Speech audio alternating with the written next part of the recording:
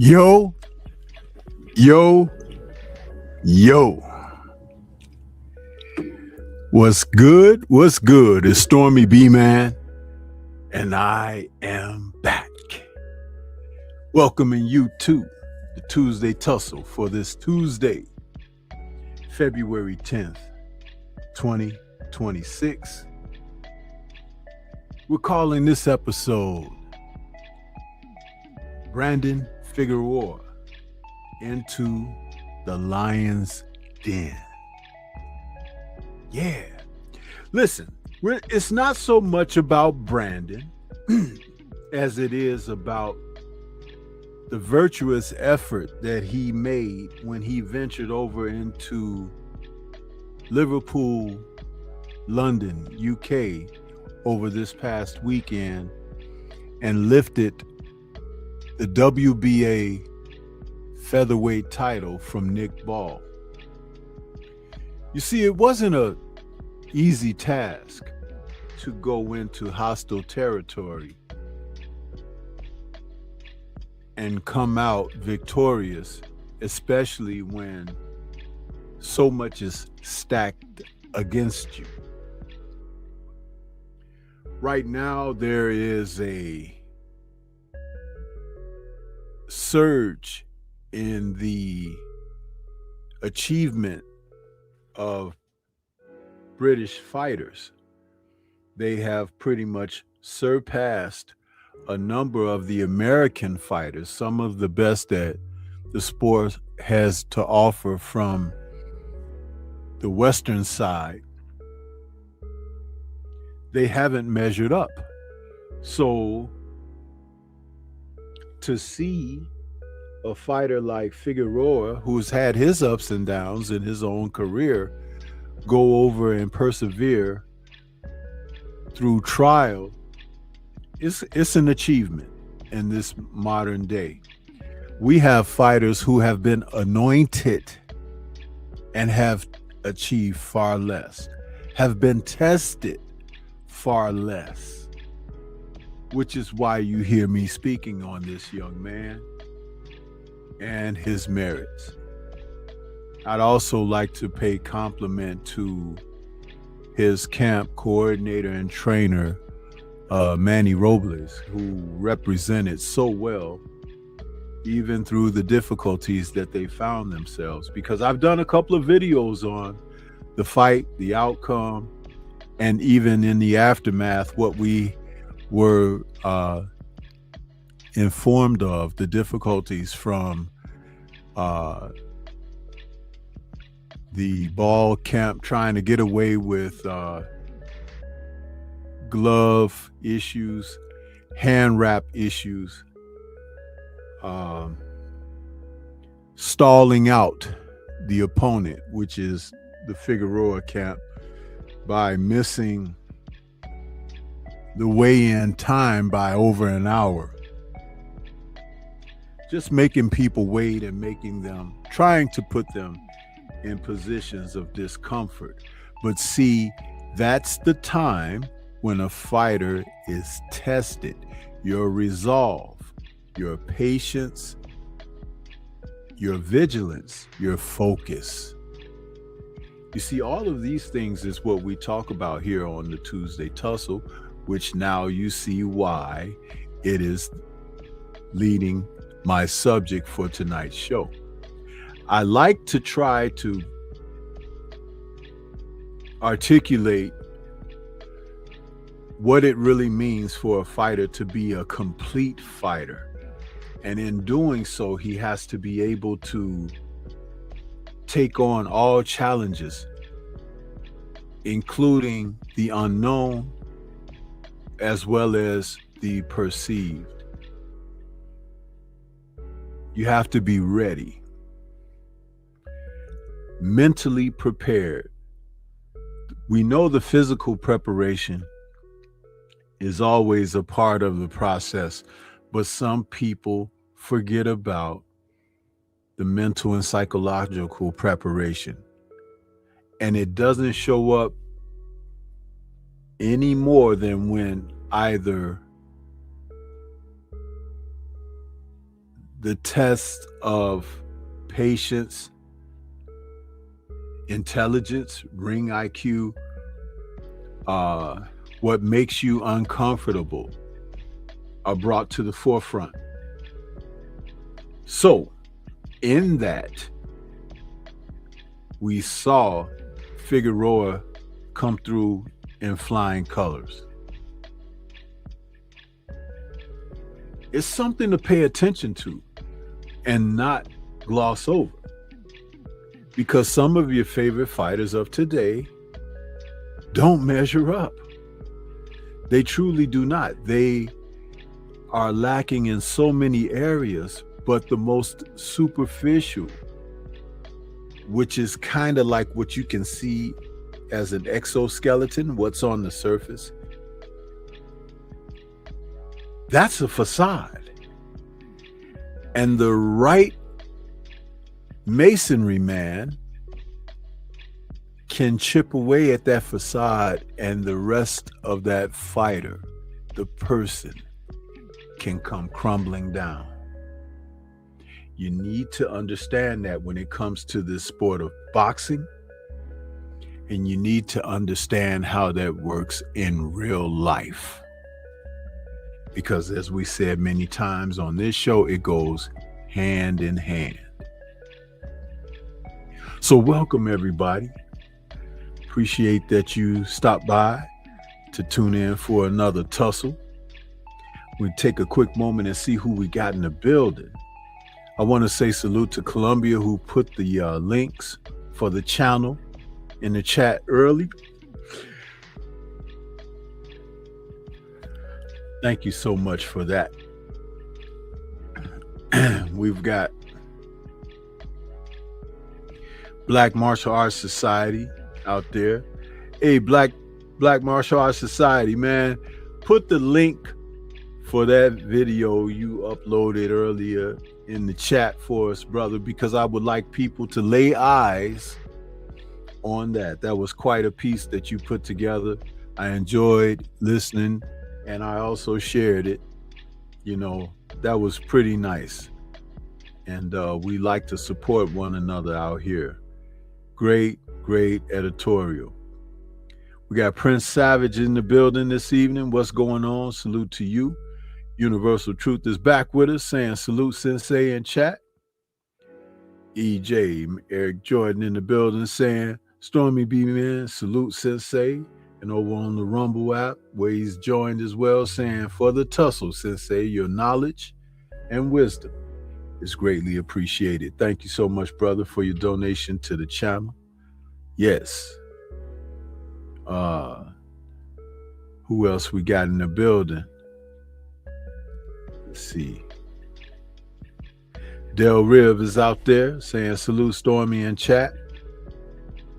Chilltown is in the building. What's happening? Yes, sir. King Styles Productions is out there saying salute Stormy B-Man in chat. What's going on with you?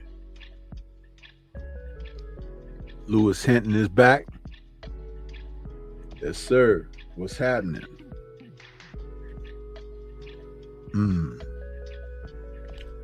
Welcome down, Van Houder in the building. Salute. Is that the missus? Salute, Mrs. Van Houder. Glad to see you. We had a wonderful time interviewing your son and husband on the in the Strong House on Sunday evening. I was at work. Unfortunately, I couldn't participate as much as I would have liked to. I would have had a lot more to say, but there was a lot going on in the background at the job. So, but I participated as much as I could, but we hope to have him back. And then that's when I will really, get a chance to speak with him. But you got quite a young talent there in your son, and hope that he go far. We will be watching. Yes. Anthony Bolton is out there saying salute. And who else we got here? Mrs. Van Houder, okay. So is that, welcome down, is that Mr.? And then we got Mrs. Okay, let me see if I could, hold on. Okay. Mrs. Wait a minute, hold. It jumped on me.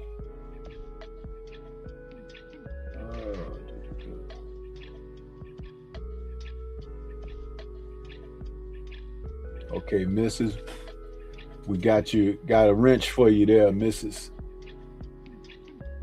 So we have the family. Okay, Dad, I got you and the missus. I got both of y'all with a wrench now. So welcome to the channel, and I appreciate you all supporting us over here. Yeah. So, and this is what I was talking about, Mr. Van Houder. When I was talking about the Tuesday Tussle, this is my, coach's show. I like to, from the mind of a coach, mentor. This whole thing about boxing, fighting, and everyday life. It's a marriage of experiences that we all go through. And as a mentor and coach, I like to try to take uh, analogies and metaphoric circumstances and pull people into a way where they can relate, even though you may not be a fighter, amateur or pro, but you fight for your life every day. And when I say that, I mean, do you know what it requires to take one breath for your body? You see, people don't think of life in those measures, but at the same time, it is. The moment that your breath and breathing become obstructed, you begin to struggle, right? And you try to clear the airways, you try to clear the path so you can get that oxygen in. You see what I mean? That's what that's all about. Now, trial in everyday life, just as Brandon Figueroa found when he went over to the UK. They tried to test the young man in so many different ways, he and his camp.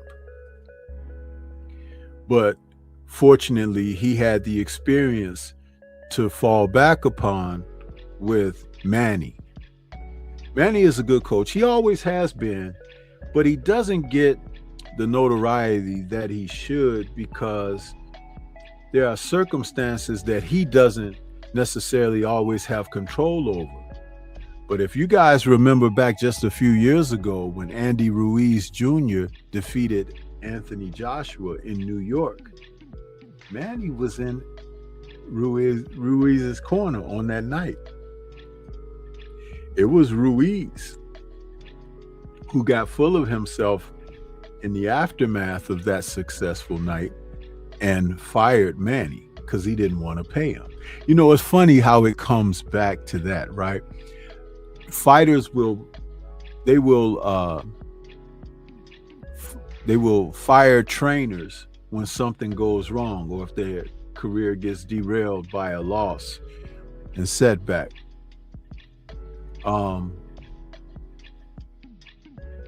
There's an old adage that if you're good at something in life, don't do it for free.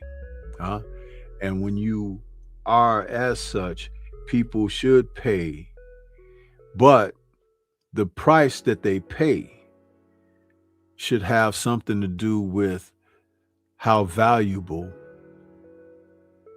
what the material or source or resource that they're paying for is to their life. If it's an enrichment, then the payment can be ever flowing. If it is a detriment, then it's cheap, huh? Yeah. But I'll tell you something.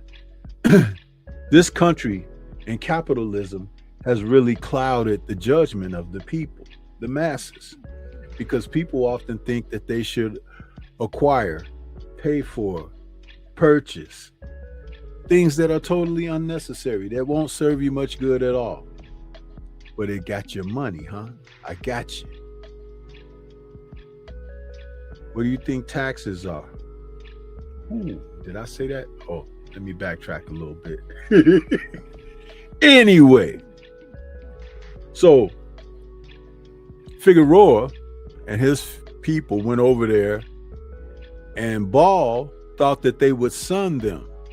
But what's really interesting is it was the Figueroa camp that was the more experienced at the world-class level.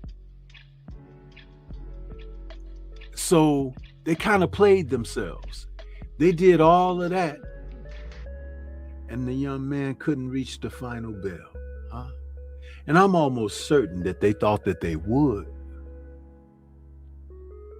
But see, it's not how you start out. It's how you finish, huh? Yeah. Finishing up strong is imperative to having success. Yeah. Stephen L. the Mac, what's good with you, brother? I see you out there. I'm not ignoring you. How you doing? Yeah.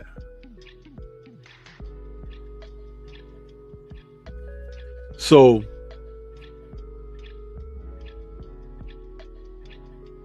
the best part of Figueroa's victory was how he handled everything in victory. And though the camp of Ball misbehaved, I got a video coming out about that, they still conducted themselves with respect. I like that.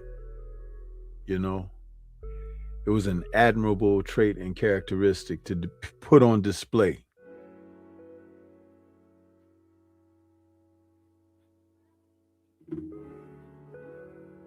Mm-hmm.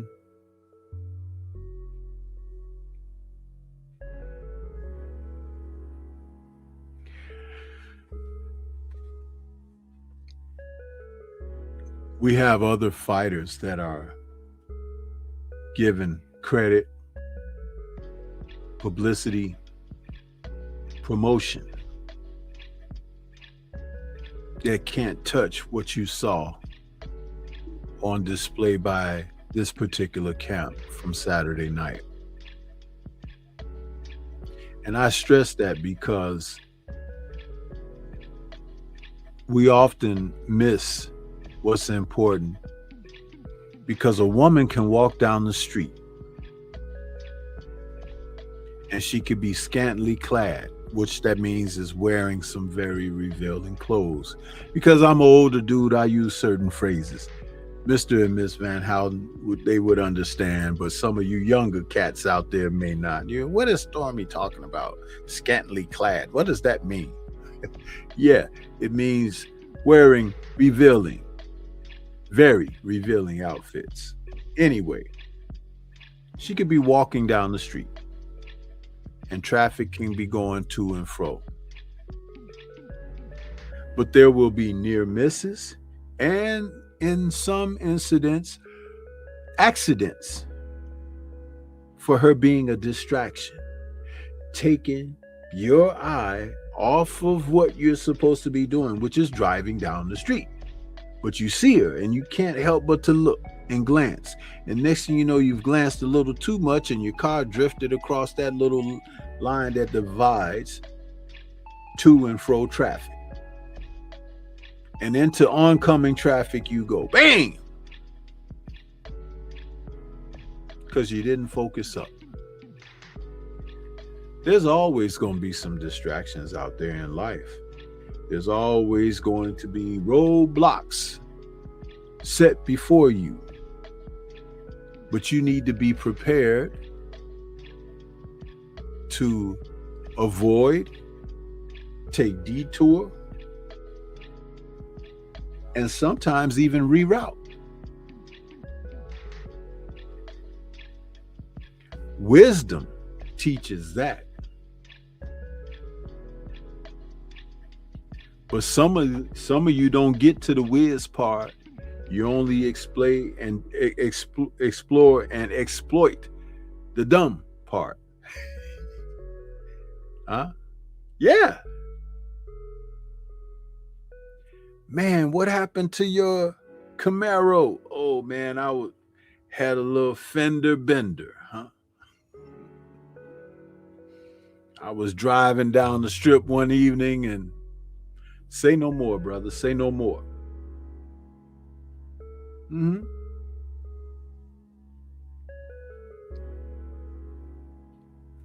I was driving once. I was with my best friend. We were maybe about 25, 26 at the time. Driving in downtown Chicago. We were on a main street, Michigan Avenue, near the Magnificent Mile. That's a certain strip in Chicago. All of a sudden, as we were going through an intersection where we had the right of way, some guy came flying the crossway, blew his light. I don't know if he had lost his brakes or just was, driving recklessly, maybe had something to drink, whatever. And as he came toward us we were going to impact at a point and position, I was able to slow down,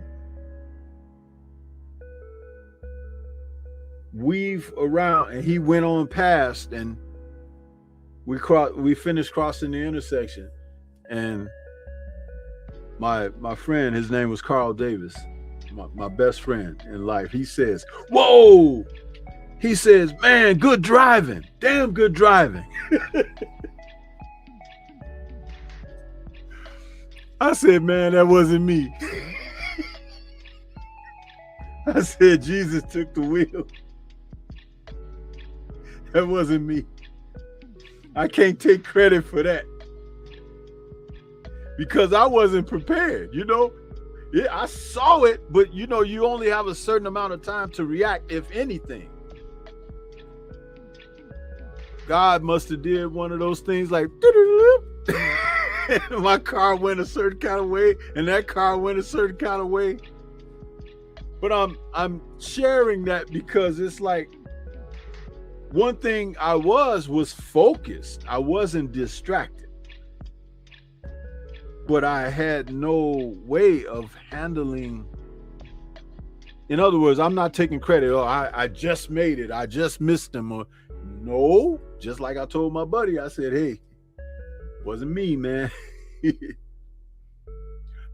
Sometimes we need that type of help in life as well. Oftentimes, and we don't even acknowledge it. It's imperative to be more well-rounded.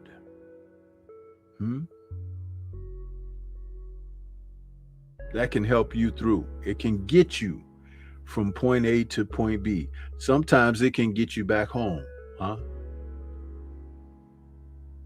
especially for those of us who work, because there's no guarantee that you return home the next day after work,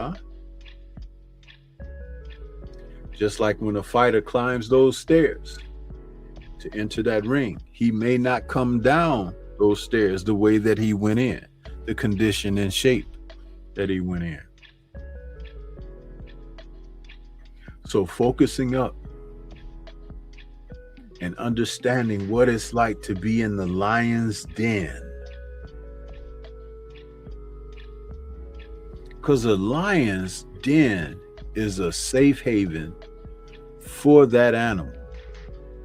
And he will protect that space with fervor and everything that he has. So here we are, and I'm talking about Into the Lion's Den for Figueroa. He found himself in a situation where they were looking to protect all that they had in Nick Ball, a man of very slight stature, 5'2" in the featherweight division, is a pretty tiny guy. Monster Inoue is bigger than he is. But the protection that they had structured around him was not the type of protection that would require he to be victorious. They kind of mixed up the recipe. You see, there was a time when he came, I think, to, what was it, in Saudi? Let me look it up on BoxRec real quick and see where he went. Because I want to say it was his challenge of Ray Vargas. See where we at with that. Because I don't want to be incorrect about that.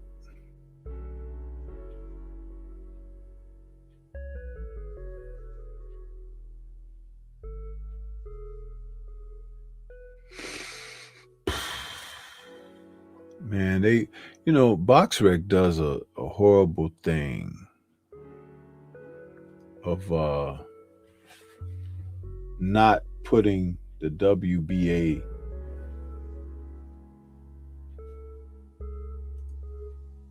title holders in their rankings and ratings. Yeah, Riyadh season. That's where they were, over there in Riyadh, Kingdom Arena in Riyadh, back in March of 2024.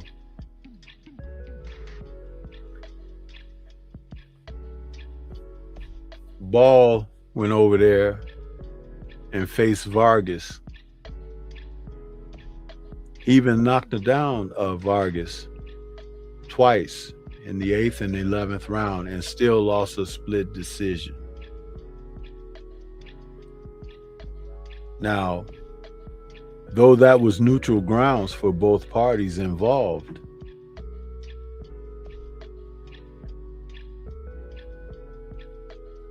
the Mexican Vargas, who's 5'10", has significant height and reach advantages over Nick Ball. And he boxed his way to that decision. Many people thought he lost.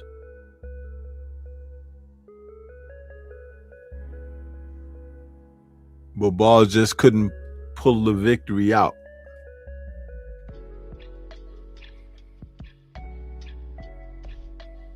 That was not a Lion's Den situation, because like I said, it was neutral ground for both. And it would have been interesting to see if they had competed in the UK, what type of decision that would have been for Vargas. Because there's a great chance that he would have lost that unanimously. You know.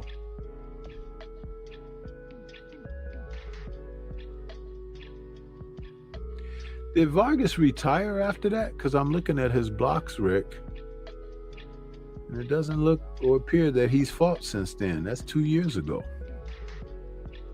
2 years next month. Interesting.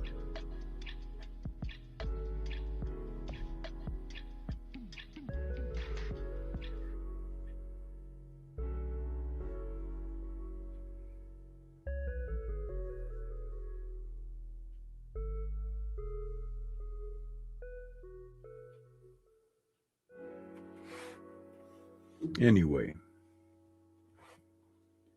but I put this together for you guys just to talk about it, you know.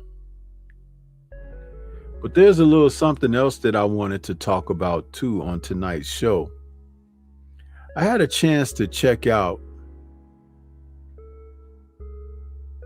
the Hall of Game with Roy Jones and Andre Ward. And they had the attorney on there who once worked with Andre Ward. And they were having a nice conversation about Shakur Stevenson rejecting the WBC's demand that he pay a sanctioning fee of $120,000, like $125,000 after he won his fight over Teofimo Lopez a couple weeks ago. The WBC is out of control. And of course, Shakur told them he'd rather give that money to his little sister, you know, or whatever, than to pay these guys. But Jones Jr. and Ward had a great conversation about this. And when they talked about it, the attorney who worked for Andre Ward Josh Dubin, he had some interesting things to say. And I thought I would share that this evening because instead of just doing a whole video on it, I wanted to take a part and portion of the Tuesday Tussle and share this with you guys because you see, these are the aspects of boxing that a lot of people don't know about. But when that information is available, we as a community, the LDBC, we try to share it with you guys. But there are a lot of naysayers out there and doubters that kind of try to cover these things up. And for the Van Houter family, this is kind of valuable information for you because you know exactly what you'll be facing when we're able to share tidbits here and there just to help keep you on track for what to expect, as well as what you already know to reinforce and regalvanize your preparation as you head forward in your son's career. But check this out. I'm going to share some of this with you and comment a little bit on it. But it was an amazing interview. But I want to jump straight into the main reason we have you on the show today. You know, Shakur Stevenson became a 4-division world champion January 31st, put on a flawless performance against Teofimo Lopez, and he didn't win the WBC belt for that 4th title or that 4th weight class. He won the WBO belt. But a few days later, February 4th, we start hearing from the WBC again. The WBC strikes again. It's something else that they have a problem with, and they strip Shakur from his 135-pound title, which he brought into this new weight class. He, for a few hours or a few days, I should say, he was a champion in both weight classes. Josh, you know how I feel about sanctioning bodies. I struggle with them. We've had some good relationships with Paco throughout the years, the BO. Haven't had any issues with the BA or the IBF per se, but the structure and the amount of money that fighters have to pay and the fluidity in which these sanctioning bodies apply their bylaws and their rules, it bothers me and it troubles me. And the sanctioning body that troubles me the most is Mauricio Suleiman and the WBC. Please unpack why Shakur got stripped and where things currently stand with Team Stevenson and the WBC. Now, before Josh Dubin replies, I put an image up of Chris Mannix and Mauricio Suleiman, who earlier this afternoon on Chris Mannix's channel gave an interview, and Chris Mannix, for the first time that I've seen in his journalistic career, he pressed Suleiman, particularly over this sanctioning fee that the WBC tried to impose on Shakur. And remember, this is hot on the heels of what they tried to do from last September with Terrence Crawford's victory over Canelo Alvarez. They wanted to charge him an exorbitant amount of a sanctioning fee, far more than what the other sanctioning bodies had agreed to. And in this instance with Shakur, they're going to even allude to the fact that Suleiman has a problem with the fact that Shakur is associated with Terrence Crawford, meaning that he has an axe to grind. Yeah. They're going to speak on this. They're going to reveal it. And they're not talking nasty about Suleiman, but they are questioning his politics when it comes to their sanctioning rules and regulations, the so-called deceptiveness and how he articulates why they do what they do, and the fact that he's an outright liar. Okay? But listen, people.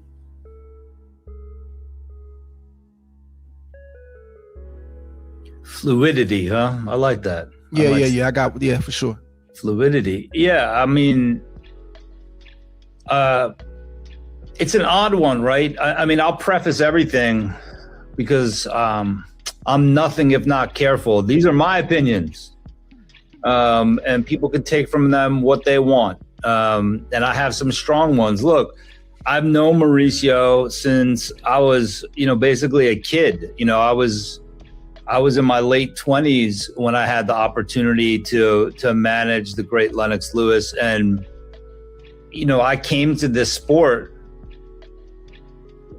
because I wanted to help people. There was, I was trying to find the quote, but I remember reading this many, many years ago, that I think it was an article in Sports Illustrated that boxing rents souls from the worst circumstances and the poorest neighborhoods, and then spits them out when it's done with them. And I hate people getting taken advantage of, and I hate bullies, and I hate the fact that because boxing doesn't have a centralized players union, league, players rep, that it's like the wild, wild west.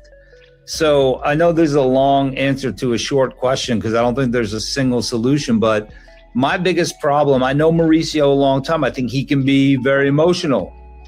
I think that he oftentimes shoots before he thinks. I think that he throws rocks and hides his hands sometimes. So, and the only way that I've been successful in life and business representing fighters is to be as direct as I can, and and as transparent as I can. So I went to Mauricio, but I didn't go by myself. I had Shakur on the phone with me.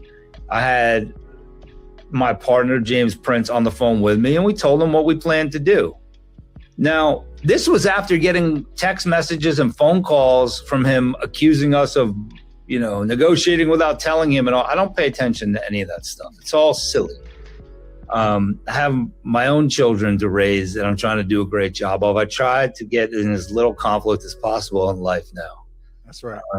So I told him what we planned to do. I said, if there's a way that you could figure out that the WBC can make some sort of commemorative belt, I know that there's no shortage of those. There's all sorts of creative ways to invent a belt or a statue or whatever they do. I know Lennox gave me one that they gave to him that looks like something from a Mayan temple. He didn't want to take it home, but whatever. I think that's well-intentioned. Right. And I never really heard back from him about that. And we got his permission.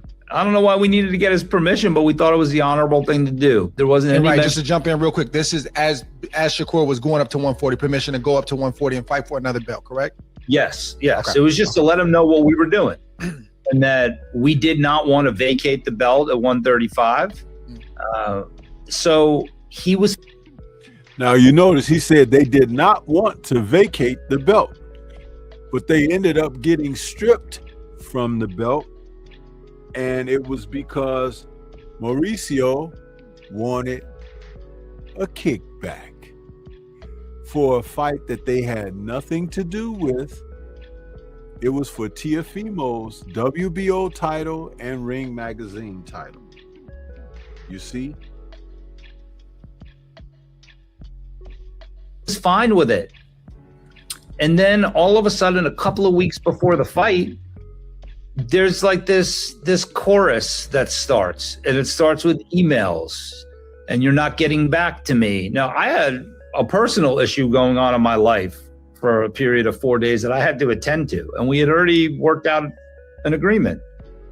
And then there was a demand for a 3% sanction fee. And there was a demand for $120,000. And I to me, that's shocking. There's a fight that you have no role in, you're not going to sanction. And then there was a phone call. I don't remember if he called me or I called him. And during that phone call, specific mention was made, of Shakur's relationship with Terrence Crawford. Now, listen, that was very bizarre to me. And I told Mauricio that I don't understand what relevance that has. I don't understand why we're talking about that, but Terrence and I aren't best buddies. I love Terrence. He's a great guy. He's an amazing champion. But Shakur's choice of friends has nothing to do with this guy. Now you see that? Straight out of this man's mouth, Mauricio is telling them in private conversation, he's questioning why Shakur is hooked up with Bud. And he's probably asking him, oh, you don't want to pay the fee because Bud didn't pay the fee? What is this? You see what I'm saying? But understand where we are now with the climate of what's going on, people. Andre Ward has been, I think it's on Zuffa with the fights over there now. He's kind of back over there with Max Kellerman and everything. And guess who's running the Zuffa operation? Dana White. And also, guess what? Dana White doesn't like the sanctioning bodies. Neither does Turki Al-Sheikh, whom they are railing against. And don't forget, when Bud Crawford did that interview, well, it wasn't an interview, when he did the live stream telling the WBC to go flip off, right? Because he wasn't going to pay them nothing. They were trying to get $300,000 from him, remember? And speculating on a purse that he may have gotten, just like they speculated on Shakur's purse, because Suleiman is the one that mentioned the money that they were supposedly or allegedly being paid for their bouts. He wants their money. He's not going after the Latino fighters' money like that, though. He's not stripping the Latino fighters of their titles, though. What is really going on here? And you hear Mr. Dublin talking about it, and he's putting it out there. Andre Ward is giving him a platform to discuss it. Because guess what? Suleiman, who was on with Chris Mannix, as I said earlier today, which is why I got their double image up there. You could go to Chris Mannix's page and you will hear this interview. I've never heard Mannix go in on someone with the fervor that he went after Mauricio, and Mauricio got all touched and bothered about it because he was being questioned. He said that he was being attacked, but it wasn't that he was being attacked. He was being asked the hard question: why are you doing this? You have nothing to do with that man's fight. You actually gave approval that he could go and have the fight, and then you're going to charge him a fee. And he's already defended your title months ago, and he paid his sanctioning fees for your title months ago. But you still want in this man's pocket for something that you had nothing to do with. Unethical is the WBC. And it's a shakedown. But notice how many channels are really talking about this, people? Huh? You got all these people out here that's so-called loving the sport of boxing, but not keeping the integrity. How many videos have you seen of people talking about Brandon Figueroa? I've done 3 shows speaking on the man in one video. 4 if you count the video breakdown that I did a week ago before the fight. So I've done my part. But where are they? It's all smoke and mirrors when it comes to this kind of stuff, because you could tell who really has the integrity for the sport and who doesn't.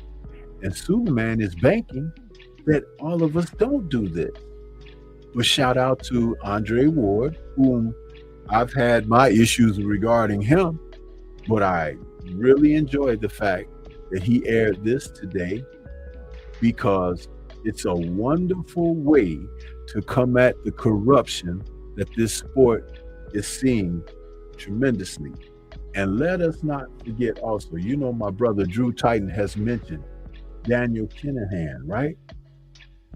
Mauricio has a close relationship with Daniel Kinahan. Oh, yeah. Let me allow Josh to continue. And, you know, he mentioned, well, you know what's going on with us in the ring. And I said, I'm not interested in any of that. We can talk about something reasonable, but double what we end up paying is not reasonable. Mm-hmm.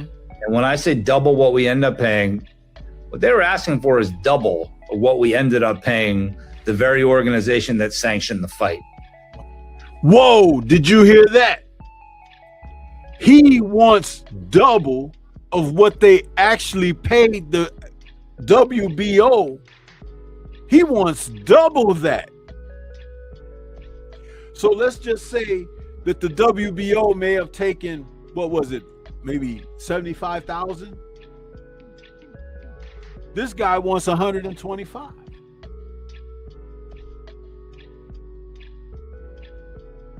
Are you listening?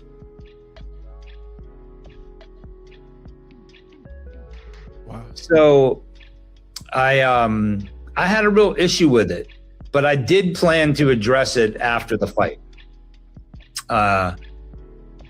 Look, the reason I latched onto the word fluid is that I have the rules up right here. The rules. These rules are, in my experience, bendable, breakable, open to interpretation, rewritten. That's my experience. But there's a clear rule here. 3.14.1. If a champion wins a title of another organization, the WBC may grant the champion 15 days to elect which title the champion will keep and which the champion will vacate. Now look, what is it? To quote the words of my brother James Prince, I was born tonight, but not last night. I can read. I know what this says. Mm-hmm. We were not given those 15 days, and maybe the WBC's retort would be, well, it says may. We may do this. We may do that. There's a lot of that may going on in these rules. There's a lot of this in our sole discretion. We will. And so I just, look, the whole thing to me, in my opinion, stinks to high heaven. So I think where we stand now with them is, you know, shame on them. This should be, this is a crowning moment in this young man's life. And to watch him grow up, you know, I know him since he's 18, 19, and to watch his personal evolution, his professional evolution, and to have it marred by this even a little bit, it should sit wrong with people. And I think it has. What up, fight fans? It's your boy Op, and I'm Barack the Boxing Bully, and we've teamed up with our partners at... You see, that whole thing right there, Josh was able to break it down. He has the WBC rules in front of him, and he's saying that all of this stuff did not apply with firmness. In other words, he say the WBC, the rhetoric says it may. So they're acting on impulse, not on what is etched in stone. And then he tries to go back and refer to it. Well, it's in the rules. No, it's not in the rules. He is trying to skim money off of the back of Shakur Stevenson and was trying to do the same to Bud Crawford, who told him to take his belt and go. He said he's undisputed and you can't do anything about that. The people know who the champ is, just like the people know now who the WBO champ is after Shitty Cuz took care of Teofimo. But this stuff that they're doing, it's inappropriate. Big time. That I want to get clarity on, or at least comment on, you know, because, you know, fans don't understand, you know, people that are watching this unfold don't understand. So you hear people say you should pay your bills. In other words, if you're going to fight for a belt or be associated with a certain belt, you should pay for your bills. And I personally don't think you can speak on that. If you can. Now listen, where he's getting ready to go, because you got these so-called former fighters like Oscar De La Hoya and everything who decided to chime in when Bud wouldn't pay that fee, and certain others in the sport who are named people trying to say, oh, Bud is being a bad guy. He's not paying for it. No, listen, what Ward is getting ready to get Josh to say, listen to this, people. Never dug in your pocket and paid a sanctioning fee, number one. Number two, you don't hear the other sanctioning bodies, at least publicly. I know there's a lot going on behind the scenes, but the BO, WBO, WBA, IBF, you don't hear them clamoring and positioning themselves for more sanctioning fees or weaponizing their belt or saying things like, well, you got in this position because of the WBC belt. What do you say when those same rules that you're referencing, they have verbiage in there that speaks about being able to dig in a fighter's purse in a situation like Shakur if he's not fighting for the belt, because our belt, the BC belt, has helped you get in position? Hey, look, I'm all for paying for something as long as I'm getting what I pay for. Right. And I think that we have a social contract amongst each other as human beings. Mm-hmm. But there's also a legal contract that's written into any contract, whether it says it or not. It's the covenant of good faith and fair dealing. So shouldn't I expect as a fighter that if I pay your sanctioning fee, you're going to apply your rules as they're written? Or that Absolutely. You're not going to make exceptions when you see fit? And there's all sorts of language around the rules that if the WBC decides in its sole discretion in the best interest of boxing, I don't know that I would trust them to decide what's in the best interest of boxing. I might trust Roy. I might trust you. I would look to a fighter first. And I just feel, it's almost like in my mind, I see both sides of certain aspects of it, because there is some value to having these belts. Right? There is some market value to having these belts, but I don't like wishy-washy rules. And I don't like the emotional, the attempts to elbow people out of the way. And I don't like it. I think like give him 15 days, just like the rules say, at least. And I just think it was in poor taste. And I think that, did they have the right to strip him under the rules? I guess you could make an argument. I think that why mention 15 days if you're not going to give them? Yeah, exactly.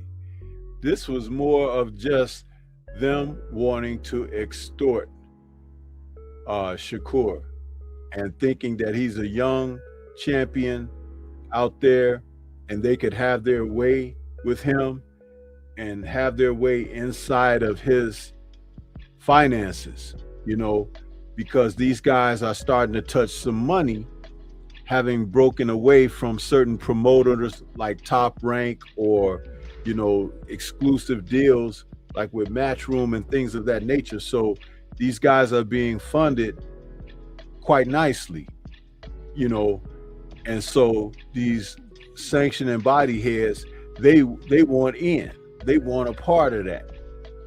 But they're not entitled to it. But it's one of the most ridiculous things, because you could see that their greed is what's happening here. It's the greed of these people. And it's something that it needs to stop. It needs to stop. And I think that this bit of exploitation that we're seeing is going to assist, put these guys on blast, because they, in the past they weren't doing it. And sometimes some of these journalists, like a Chris Mannix, was having his opportunity to say something and maybe was not before, but now it's a new day in boxing. Blue Blood's been talking about it. 78's been talking about it. We're getting ready to see a shift, people. and you really don't want to be on the worst side of things. These guys have questionable ethic. They always have. And we're getting ready to see something. But listen, here's a little bit of Mannix going back and forth with Suleiman. For me, on behalf of the WBC, to provide our side of any topic that we will be discussing. Okay, so let's jump right in with the most recent news. Shakur Stevenson is no longer the WBC's 135-pound champion. Why is Shakur Stevenson no longer the champion? Thank you. Let me give you the full story. We received a call from his management in which they requested the WBC to have Shakur Stevenson fight on a different weight category while maintaining the lightweight championship, and being this a WBC event, which even they asked for a special belt for the fight. We explained clearly that that is within the WBC rules, and that I would be very happy to convey that to the board and make it happen, because Shakur has been associated with WBC since 2019. I told his management they needed to send a written request in order to start all the process. From that point on, we had another couple of conversations. They were supposed to send a written request, which didn't happen. However, I went to the convention early December. I expressed the position, the petition, the verbal petition, and it was voted in favor. However, we needed to have everything in writing, as every promoter does, and every situation has to be taken care of. Then came December, stopped absolute communications. On January, I started again the communication requesting the petition, the sanctioning petition. And then I even involved the promoter, Matchroom. And I copied also Sela, who is closely associated with the promotions. And no response whatsoever. There were some emails that they responded. Our legal team continued the communications, and they never responded whatsoever. Now, you see, Josh said that there was a period of about 4 days that he had some personal business to attend to, right? But Suleiman is still at them. But at this juncture, what you can tell is Suleiman and the WBC, because that's who he's representing, they're after them because, or they're at Shakur going into this fight because they want to impose those fees, even though he has nothing to do with that fight. So that's why we didn't hear back from them. What do you need to hear back from them? They petitioned that they wanted to go up to fight for this belt, but they knew that they wanted to hold on to their WBC lightweight belt.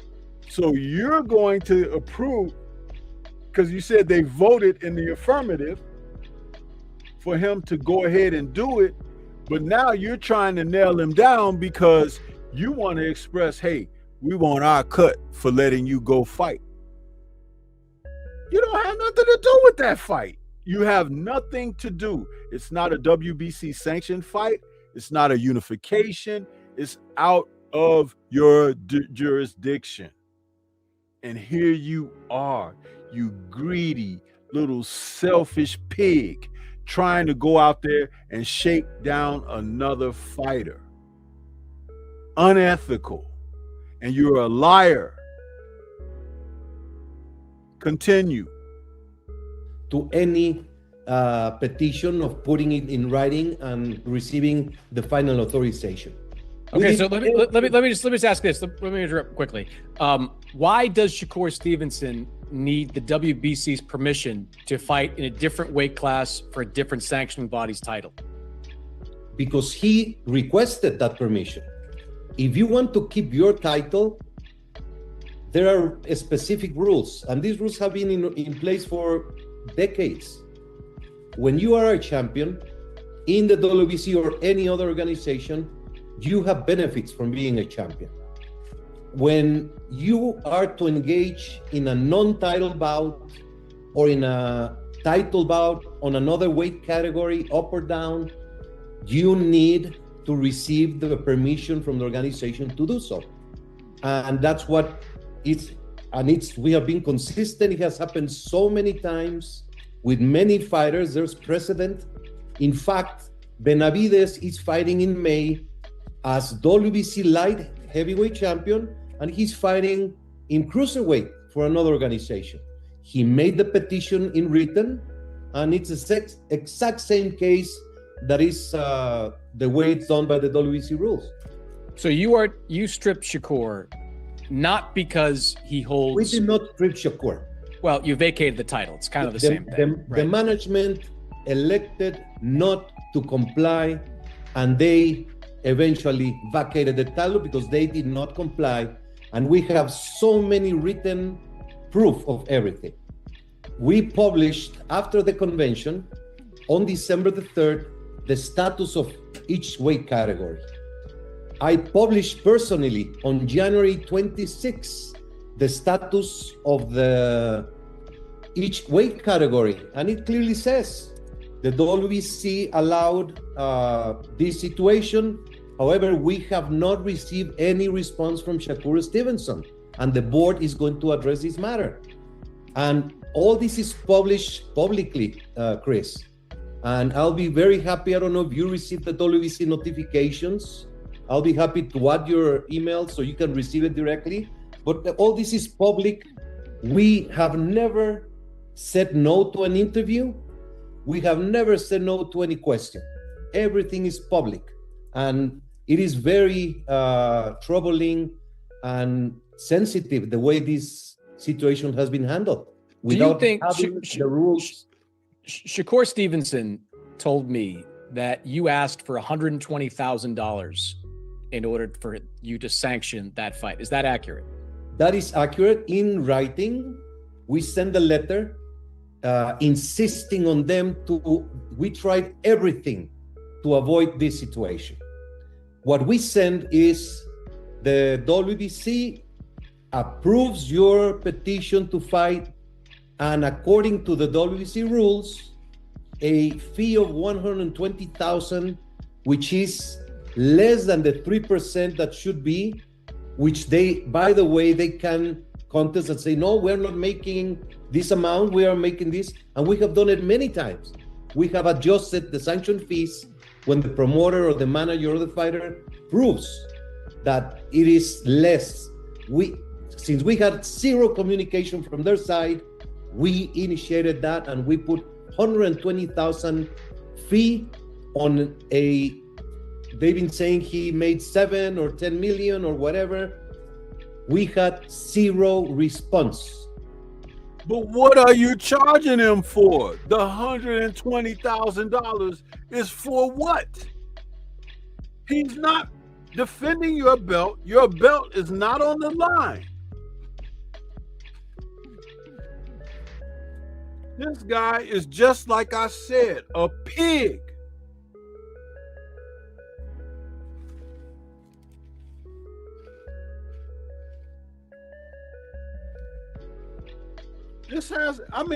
You guys can't see this.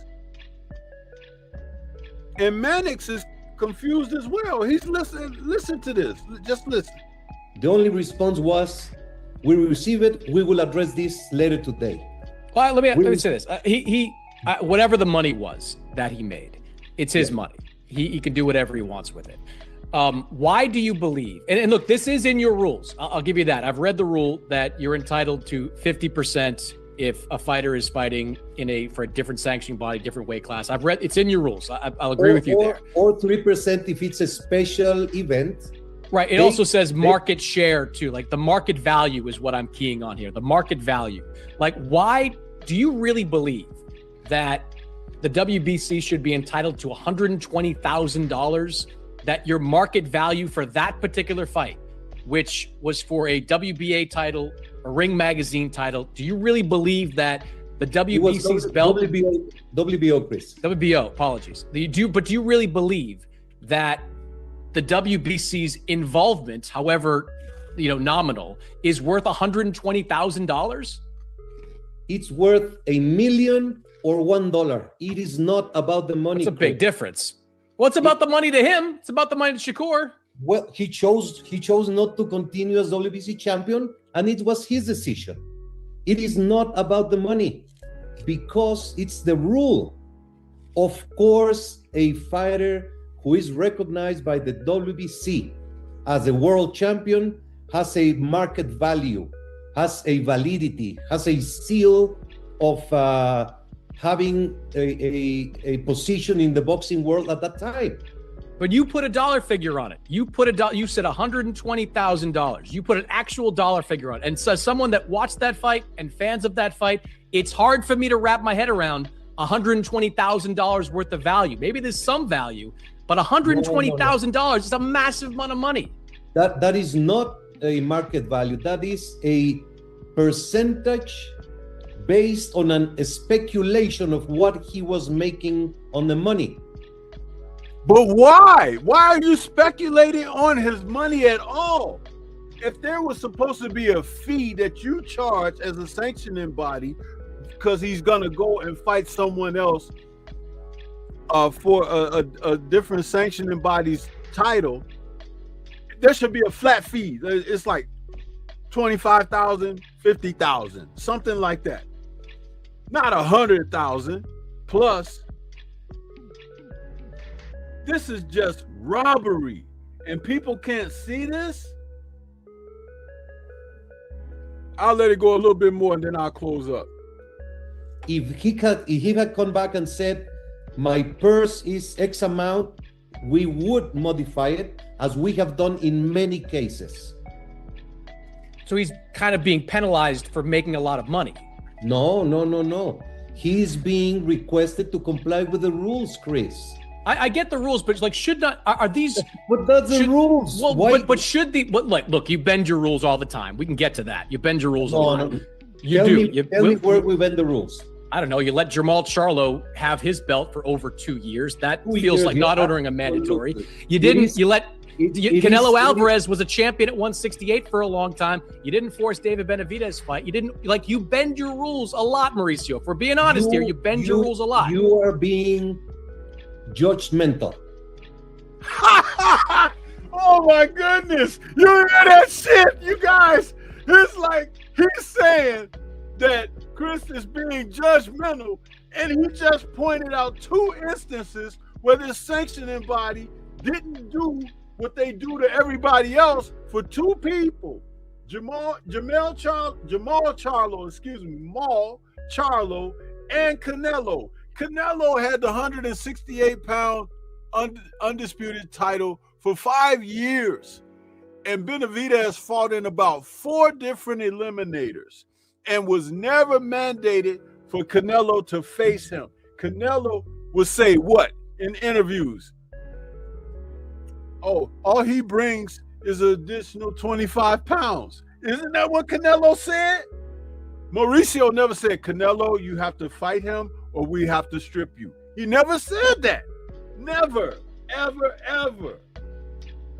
This guy is something else, and he knows how to talk this shit. But his shit don't stick. It stinks, but it don't stick. Huh? There's a difference in a couple of letters there. Why don't you open and listen to the rules and listen to my explanation? Okay. Why do you go and accuse and just get to a conclusion? That is not correct. We can go case by case, but the Okay, fact that let's go case by you never enforced a Let me mandatory on Jamal Charlo for years. That's a fact. Please let me talk.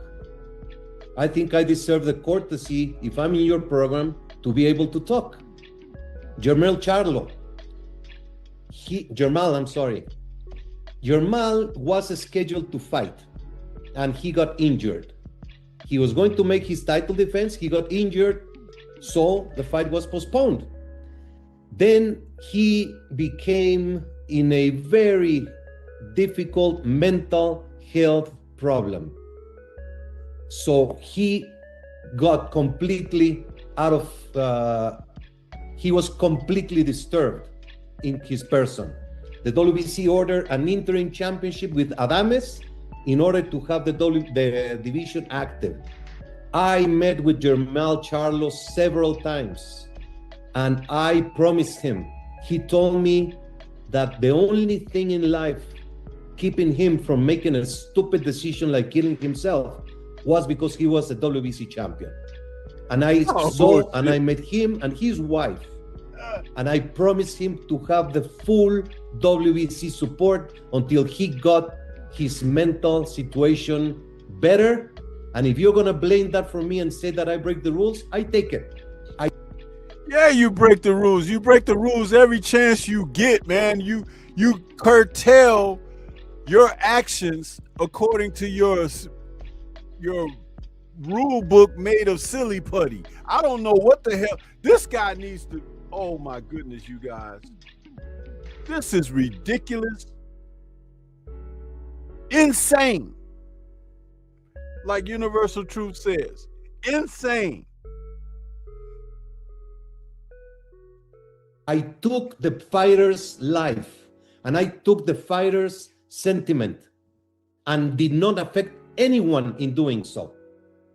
You want to talk about Canelo Alvarez? Benavides, same thing. Canelo was a champion. Benavides accepted to fight an interim championship. And when he fought on March of 23, I think,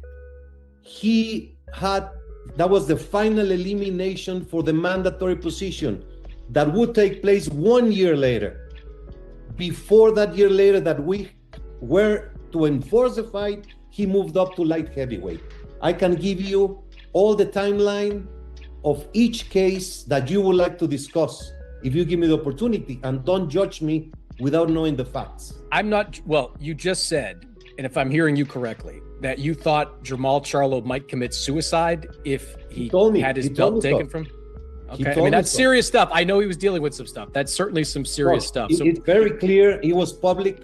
He had huge problems in his personal life. I covered it. We opted to support him. If you're going to crucify us for that, so be it. I'll take it. Well, the Benavides had an interim title for a while. There were opportunities for you to order. Paul Benavides put him on the line. That they didn't get. You think he didn't want that shot? He moved up in weight before we ordered the fight. This dude, man. He says Benavides moved up in weight before the fight. You just heard me say Benavides fought about 4 eliminators, while Canelo picked and chose his way around the likes of what's the kid? Berlanga, what's the other kid? Jaime Munguia, all kinds of dude. It's like he fought several, and Benavides was always there. Canelo was going around. He went on a UK tour and fought guys over there, Billy Joe Saunders and all of those guys. It's like, are you kidding me? It's this guy is a liar. Listen, man. You guys can go over to Chris Mannix's channel. His channel is Chris Mannix. I'm going to put the link in the chat so you could go and watch the full shebang yourself, because no lies were told here. This guy is crazy. But we've been talking about it for a long time. We've been talking about it a long time, people. It's crazy. It is absolutely insane. But listen, I want to thank each and every one of you that came out this evening to support me and to listen to my tussle, because I thought I had a great opening point that I wanted to make about Brandon Figueroa into the Lion's Den. And I still wanted to entertain a bit more because this news had popped in, you guys, and I just had to share my piece on it. You can expect some of the other brothers to make their comments in the ensuing hours or whatever, but this is something else, man. It is something else. And like I said, I just kind of wanted to get my toe in the water as well. But I don't feel good about this at all. Not in the least. It's just been horrible. Absolutely horrible.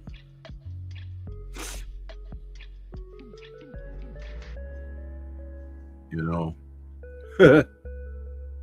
What can I say, man? You listening to this foolishness, it's like you've heard it all once you've heard this, right? You've heard it all. But I'm gonna get ready to get out of here. Please like and share the show.